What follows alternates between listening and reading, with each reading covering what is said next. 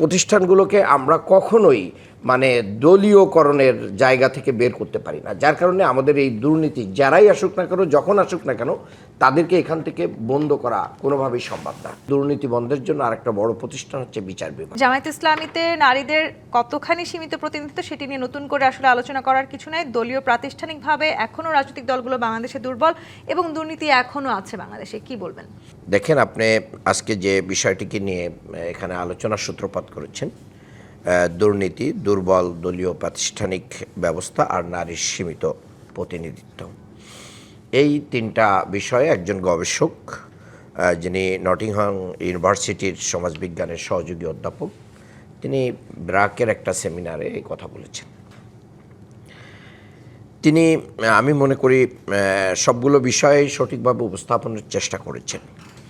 কিছু কিছু ক্ষেত্রে দেখা যাচ্ছে যে আমরা বাংলাদেশ সত্যিকারের গণতন্ত্র উত্তরণে অনেক দিকে পিছিয়ে আছি। আপনি যদি দুর্নীতি দিয়ে শুরু করেন, তাহলে প্রথম বলতে হবে দুর্নীতি নেই কোথায়, কোন প্রতিষ্ঠানে নেই। আর দুর্নীতি প্রতিরোধে এবং বন্ধে আমাদের ব্যবস্থা কী?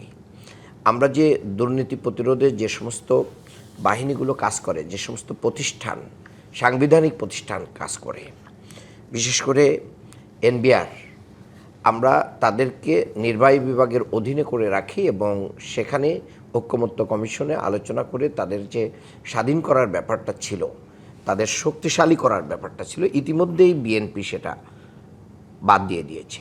ঠিক একইভাবে দুর্নীতি বন্ধের জন্য আরেকটা বড় প্রতিষ্ঠান হচ্ছে বিচার বিভাগ।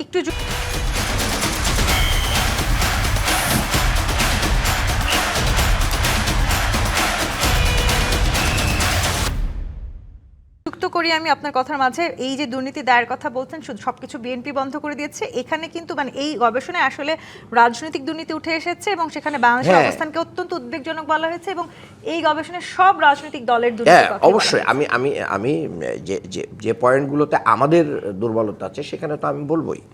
তো দেখেন, বাংলাদেশে 2001 থেকে 5 পর্যন্ত সারা বিশ্বে আমরা কিন্তু চ্যাম্পিয়ন হয়েছি অনেকবার। যদিও সেই সরকারের ভিতরে আমাদের অবস্থান ছিল, আমাদের অবস্থান যতটুকু ছিল পরিষ্কার ছিল, নিট অ্যান্ড ক্লিন ছিল, এটা আয়নার মতো ছিল।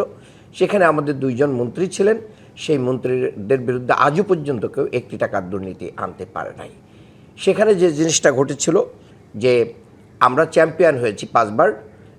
এখানে হাওয়া ভবন থেকে শুরু করে নিয়ে বিভিন্ন রকম জায়গা নিয়ে বাংলাদেশের মিডিয়া এবং বিভিন্ন মানুষের কাছে এখানে ব্যাপক কথাবার্তা আছে এবং সেটা মানুষের কাছে ওয়েল নান, একটা শব্দ উচ্চারণ করলেই মানুষ এগুলো বুঝতে পারে। এরপরে হচ্ছে প্রাতিষ্ঠানিক যে দুর্বল ব্যবস্থা, আমরা কিন্তু এটাই বলেছি যে বারবার আমরা পিছনে চলে যাই।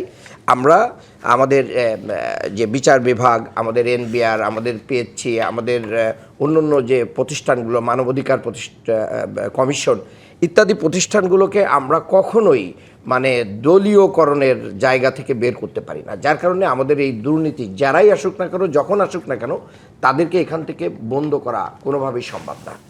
আজকে সংসদে আপনার নিউজের ভিতরে আমরা দেখলাম যে ঋণ খেলাপি নিয়ে অনেক বক্তব্য হয়েছে, এখানে বাকবিতণ্ডা হয়েছে।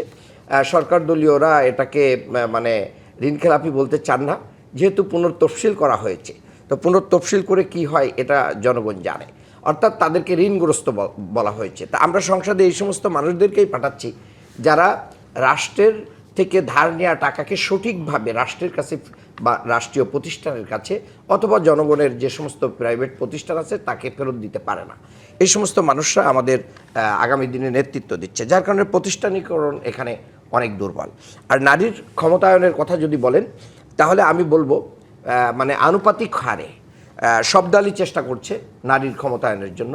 বাংলাদেশ জামাত ইসলামী চেষ্টা করছে, জামাত এইবার সরাসরি নারীদেরকে নির্বাচনে কি করে নাই, প্রার্থিতা দেয় নাই। কিন্তু জামাত বিগত যে ঐকমত্য কমিশনে আলোচনা ছিল, সেই আলোচনার প্রেক্ষিতে যে সমাধানটা এসেছিল বা একমত হওয়া ছিল, আগামী টার্মগুলো থেকে আমরা 5% কমপক্ষে প্রতিযোগিতামূলক জায়গায় নারীকে আমরা দিব এবং তারই অংশ হিসেবে কিন্তু এবার আমাদের এই সংসদে আমাদের নারী বোনেরা যেই আমাদের প্রতিশ্রুতি আপনারা আগামীবারের জন্য দিলেন সেই প্রতিশ্রুতিটা তো আসলে এবারও হতে পারে। হ্যাঁ, এবারও সেটা নিয়েও দিতে প্রশ্ন আছে, দিতে যে আসবো পারতাম আপনার আমরা কাছে। আমরা দিতে পারতাম। আমাদের নারীরা মিছিল করছে, আমাদের নারীরা মানববন্ধন করছে, প্রেস ক্লাবে কথা বলছে, বিদেশি ডেলিগেশনের সাথে কথা বলছে, ইউরোপীয় ইউনিয়ন থেকে কিন্তু শুরু করে নেতৃত্বে আসতে অস্ট্রেলিয়ান, পারবে না। হ্যাঁ অবশ্যই সব জায়গায় কথা বলছে।